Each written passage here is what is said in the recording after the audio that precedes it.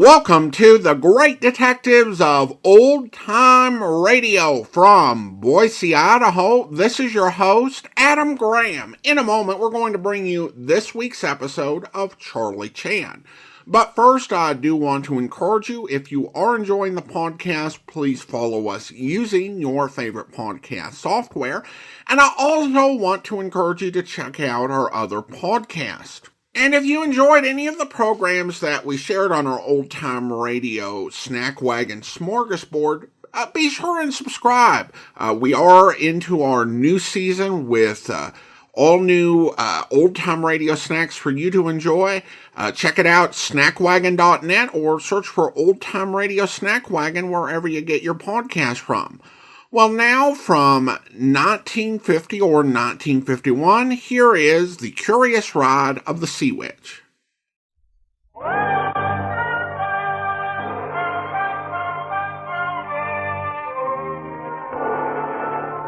The incomparable Charlie Chan.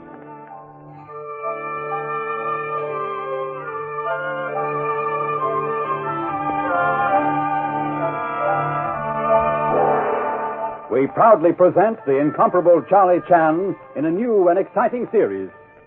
Join the famous detective every week at this same time as he combines the wisdom of the East and the science of the West in a dramatic chapter from The Adventures of Charlie Chan.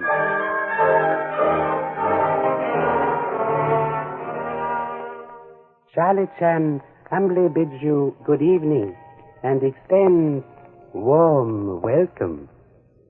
It is written, do not judge man by smiles, do not judge sea by calm. In both cases, deadly shark may lurk just underneath surface. Tonight, we meet two different kinds of sharks who come out of sea. Listen, please. Thank you.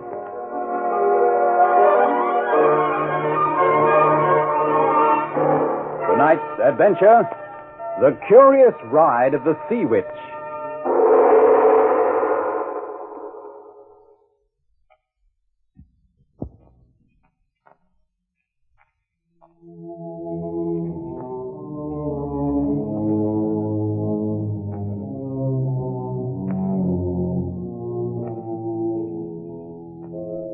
The grim prison walls loom forbiddingly through the fog, settling down on Honolulu. In their towers, their guns at the ready, the uniformed guards are tense and alert, but the very air seems charged with menace. Then suddenly, a siren wails in the night. Giant searchlights snake out, attempting to penetrate the cotton wool gloom. And in the darkness, voices are heard. There they go. Stand where you are down there. Let them have it.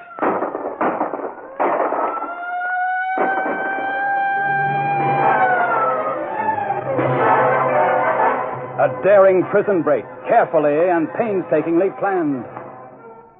After the convicts were herded back into their cells and a checkup was made, two men were missing. Big Lou Gleason and Porky Bates, each serving a life sentence for murder.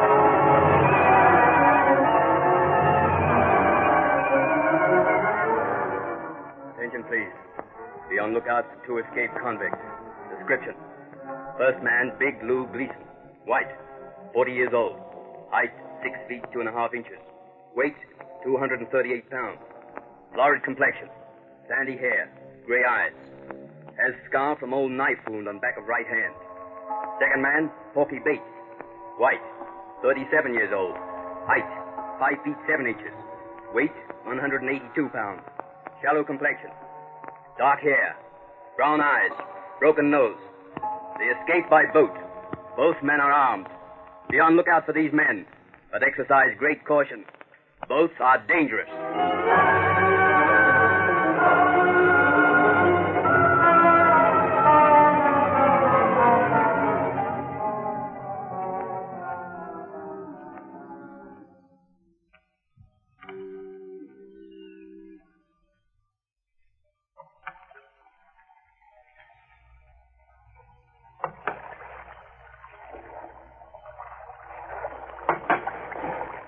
What happens now, Lou? We keep rowing. And then what? What kind of a question is that? And then what? What am I, a fortune teller? We row until something happens. Till we come across a boat that's big enough to take us away from these rotten islands. And if there's somebody aboard that tries to stop us? I gotta give you the answer to that one. All I can say is I picked the wrong character to break out with. Don't worry, Lou. I know the answer all right. I'm glad you do. You had me worried. Walking out here in this tub ain't exactly the place to find you picked a dud to break out with. I'm telling you, Lou. I know the score. Okay. It's just one thing, boss.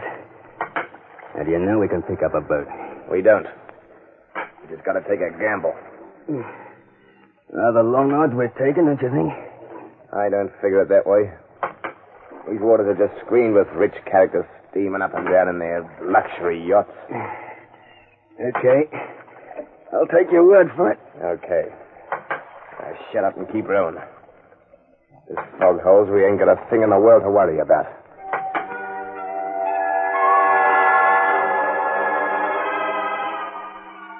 Fog is practically unknown in the Hawaiian Islands, but unaccountably one has swept in from the sea, shrouding the coastline so heavily that all navigation is at a standstill.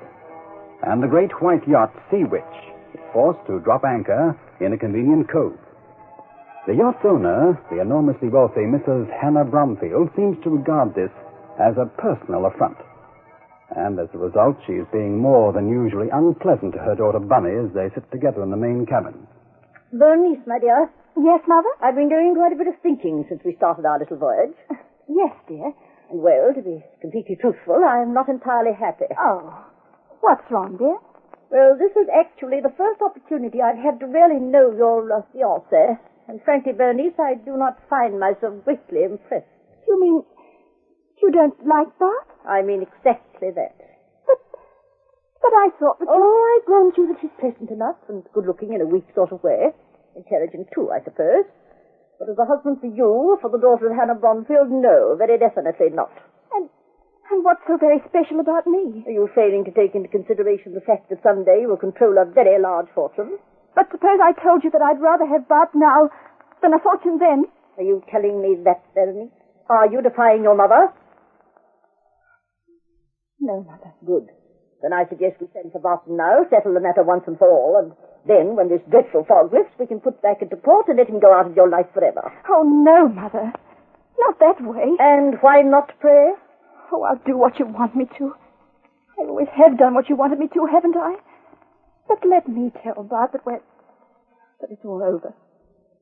Maybe that way he won't be so badly hurt. You'll do it at once? Yes, Mother. Yes. I'll go and find him now.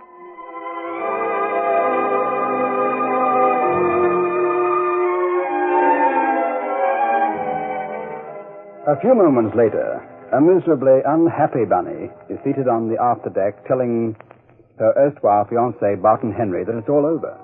He is a studious-looking young man, given an air of distinction by thick horn-rimmed glasses and a trim black moustache. And so you see, darling, there just isn't anything we can do about it.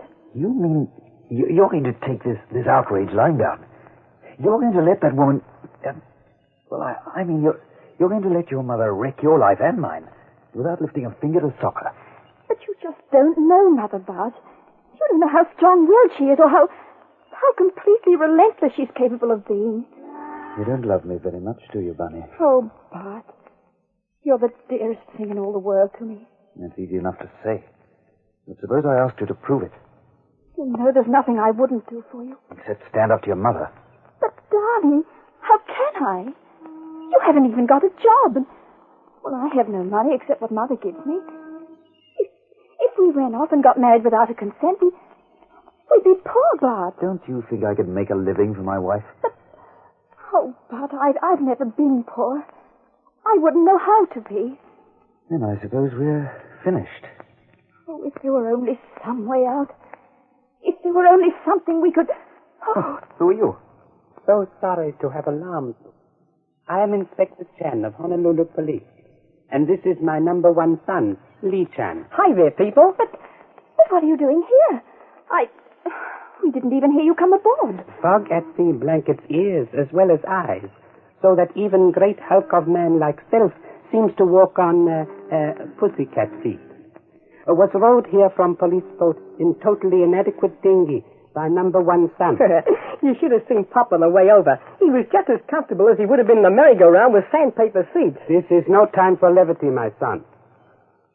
You are Miss Bromfield, please? Yes. Yes, I am. But how did you... A member of crew so informed me when he directed me here. And you, sir? This is Barton Henry, Inspector. He's my fiancé. Your fiancé, Bernie? Then you have not yet informed Barton of my decision? Oh, please, Mother, please. We have visitors. So I perceive. Who are you, please? This is Police Inspector Chan, Mother, and his son, Lee. Inspector, this is my mother, Mrs. Hannah Bromfield. Hiya, Mrs. Bromfield. Quite a skiff you got here. Quietly, Chan.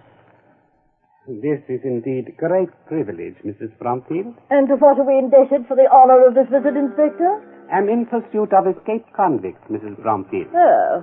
Did you expect to find your escaped convicts here aboard the Sea Witch? This is merely a routine checkup, Mrs. Bromfield. We police have to do it all the time. Police boat forced to anchor because of impenetrable fog. Yes, we were Then too. observed your light and was rowed over in small boats which tossed like nervous cork to inquire if you had seen anything of 2 men in small boats. Of course we haven't. So I was informed by members of your crew. However, have advised crew to keep sharp lookout, Mrs. Bromfield, and wish to suggest that you yourself do likewise. These men, extremely dangerous. I'll say they are. They're only Big Lou Gleason and Porky Bates, that's all. 2 of the toughest characters that ever broke out of jail. Gleason and Bates.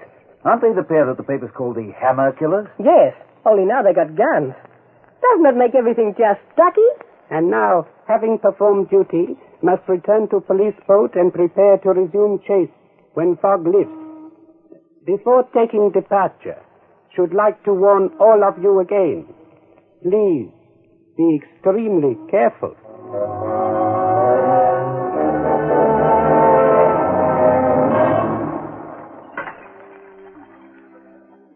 How would you like to have a boat like that Bromfield tub, Pop? I reckon it wouldn't be hard to take, would it?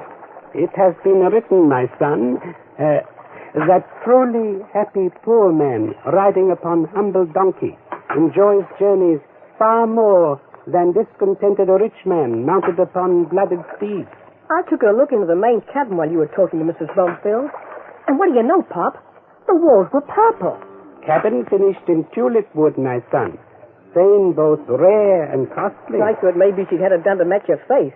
Because every time she looked at that Barton Henry fella, she turned purple, too. Also seemed to detect definite tension existing between Mrs. Bromfield and her daughter. You can say that again, Pop. That girl was wound tighter than an 8-day clock. Maybe she and her... Be still, John. What's the matter, Pop? The sun will stay still. Believe I hear the sound of oars.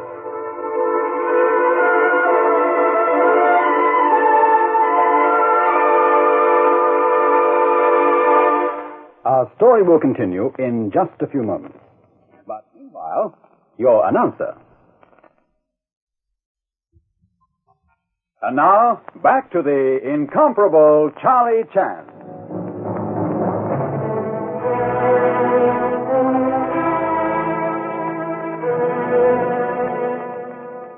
Rowing back to a police launch, after warning occupants of a luxury yacht, the Sea Witch, about 2 escaped convicts, Charlie Chan hears the steady swish of oars cutting through the fog-enshrouded waters. Some little distance from the Chan dinghy. Hey, Lou. Uh-huh. I'm feeling kind of worn out. Ah. So maybe you'd like to take it a little easy, huh? Oh, I sure would. My arms feel like they... What do I care what your arms feel like? Don't you know that if we don't grab a boat for a getaway before this fog lifts, they'll have us back behind bars in no time. They'll have airplanes hunting us and... Hey, Lou. Look. There's a boat right up ahead. A big one. Stop rowing. Drift along quietly. All right, Lou. Yeah. I see her. Boy, she's a big one, all right. We could certainly go places in a tub like that. Get your gun ready, Porky. Because that's just what we're gonna do. We're gonna go places.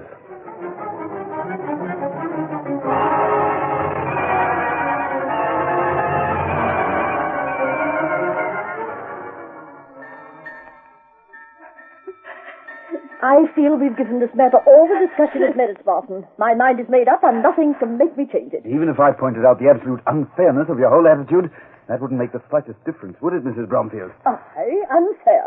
Why, I never heard... You constituted yourself judge, jury, prosecuting attorney in the court of last appeal. You think that's being particularly fair, Mrs. Bromfield? Just because I happen to know what's best for my own daughter? And that high-sounding phrase has been used by every selfish, domineering mother since the beginning of time. You hear that, Bernice? You hear how I've been maligned? I, your own mother. Selfish, domineering, unfair. Please, Mother. I can't stand it anymore. I imagine you'd wish to say something on my behalf to defend me against this vicious attack. You don't need any defending, Mrs. Bromfield. You wear an armor plating of callous indifference which nothing can penetrate. Stop it, you hear me? Stop it, both of you. If you don't, I'll... Berenice, how dare you speak so I told to you I'd broken my engagement to Bart, didn't I? And I told him so, too. What are you trying to do, both of you? Drive me crazy? My dear, anything I've ever done is for your own good. My own good? All I've ever heard since I was a child. I'm sick and tired of the hothouse existence I've had to live. Every time I've ever tried to break away, you've succeeded in spoiling what I wanted to do by reminding me of my duty. And as for you, Bart, I thought you had a bit more determination about this. Bunny, darling, I don't want to hear any more about it. Not a word. If this keeps up another moment, I won't be responsible for what happens. You hear? I won't be responsible. I imagine, Mr. Henry, that you're highly gratified with what you've accomplished tonight, aren't you? Coming between parent and child, disrupting a beautiful relationship, setting my own daughter... I feel just about the same way Bunny does, Mrs. Bromfield. I just don't want to hear any more about it. You'll hear just as much about it as I... Or to borrow another phrase from Bunny, I won't be responsible for what happens. Good night, Mrs. Bromfield. Well, of all...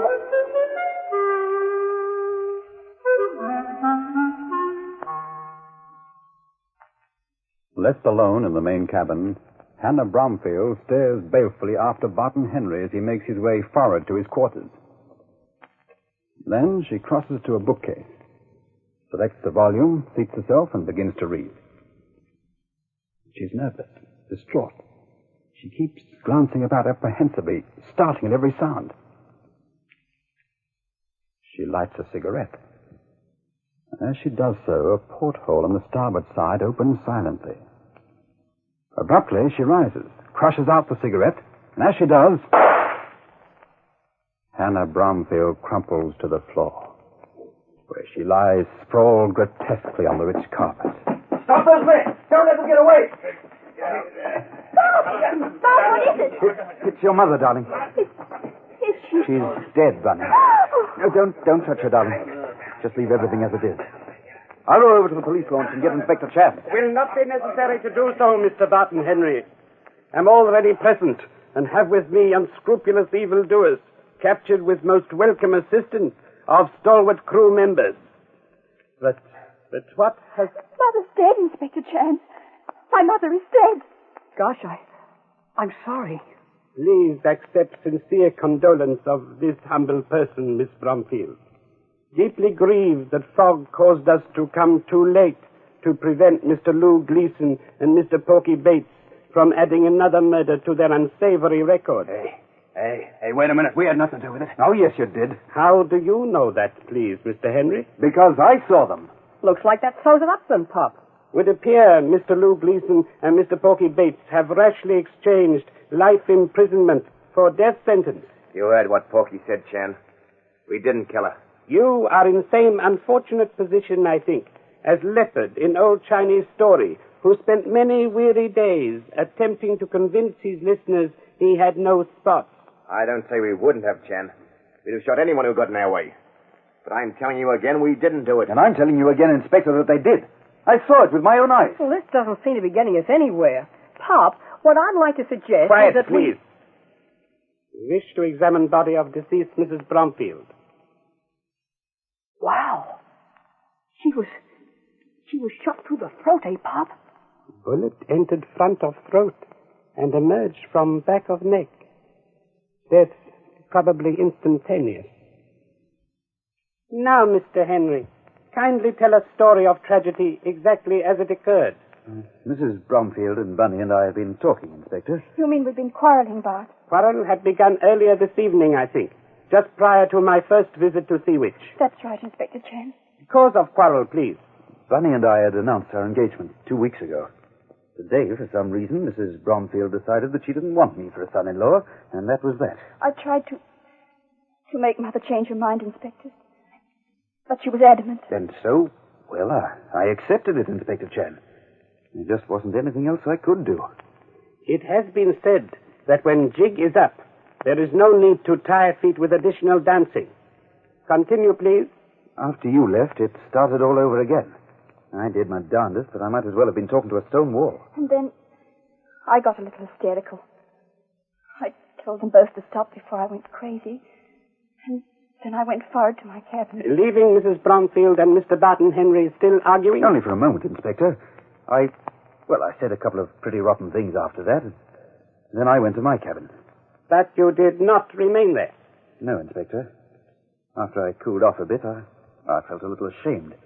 After all, Mrs. Bromfield was the mother of the girl I love. So I came back here to apologize. At which time killing took place? Mrs. Bromfield had been reading and smoking. She got up, put out the cigarette, and just then that porthole opened. I started to yell, but before I could make a sound, there was a shot and she fell dead. Then I did yell, and, well, the rest you know. All but one most important point, Mr. Henry. Have two prisoners here, but have no way of determining which one fired shots. I can tell you that, too. It was Gleason. Why, you rat. You rotten rat. If I didn't have these cuffs on, You're absolutely certain about identifying Gleason, Mr. Henry? You'd better be sure. It's got a stick in a court of law. I can make it stick, all right. I saw the scar on his hand as he held the gun. I imagine that clinches it, doesn't it, Inspector? It should indeed clinch it, Mr. Henry. There remains but one slight detail to be attended to. Looking at the tulip wood paneling, eh, Pop? Examining same with utmost interest, Lee Chan. And having done so, am now prepared to depart with prisoners. I'll be glad to see them go. Do not think you will be so glad, Mr. Barton Henry, because when they go, you go too. You mean Bart has to appear against these men at once? No, Miss Bromfield. I'm arresting Mr. Barton Henry for murder of Mrs. Hannah Bromfield. Oh, no, you're not. Watch him. This is for you, Henry. Nice work, Gleason. We've got him, Pop. Excellent. Sergeant Andrews. Yes, Inspector. Remove prisoners, please. We'll join you shortly. All right, you fellows. Come on. All right, we're coming. I'm glad I got that rat before. Won't you tell me what all this is about, Inspector? It's just as though I were walking through some sort of a bad dream. Would like to spare you unhappy details, Miss Bromfield. I'm all right now. And I want to hear. How did you know that Bart was the one that Bart was the guilty one? First suspected it when he spoke of seeing scar on back of Mr. Lou Gleason's hand as he held gun. Remembered, it was brought out at murder trial that Mr. Gleason left-handed. Therefore, it would have been impossible for Mr. Barton Henry, from where he stood, to see back of Mr. Gleason's left hand. Well, if that doesn't top everything. Also, forgive me, please, bullet which killed Mrs. Bromfield pierced through throat. If it had been fired from porthole on that side, it would have embedded itself in woodwork on opposite side. But it wasn't there. Careful examination failed to disclose any trace of same. So what really happened is that Henry came back here with a gun and took a shot at Mrs. Bromfield from up forward there. And bullet, after completing deadly mission, passed through open companionway, which is directly behind her. Now, why couldn't I have worked that one out? Is there anything further which you wish me to tell you, Miss Bromfield? Perhaps you can tell me how to face the future, Mr. Chen. I've lost my mother, the man I loved, both in one night. And now... While grief is new and fresh, any words of this inferior person of small avail. And yet it has been written that from our sorrows it is possible to build stairway upon which each brighter tomorrow may ascend. Come, Lee Chan, this case is ended.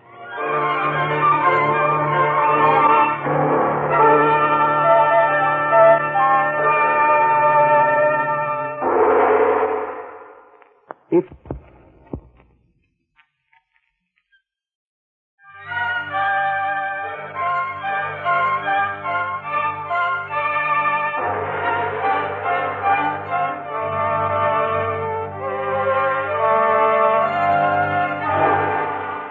Before saying good night, Charlie Chan would like to leave you few words of ancient philosopher.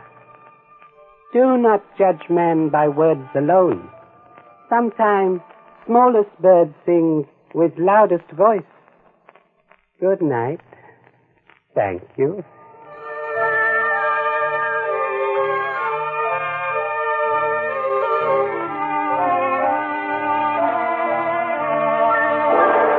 Be sure to join us next week at this same time for The Adventures of Charlie Chan, based on the character created by Earl de Biggers. This is a Grace Gibson radio production, produced by Rees Johnston. Welcome back. A very soapy story, kind of like some of the less enjoyable Mr. and Mrs. North stories where our detective is just kind of thrown into this situation.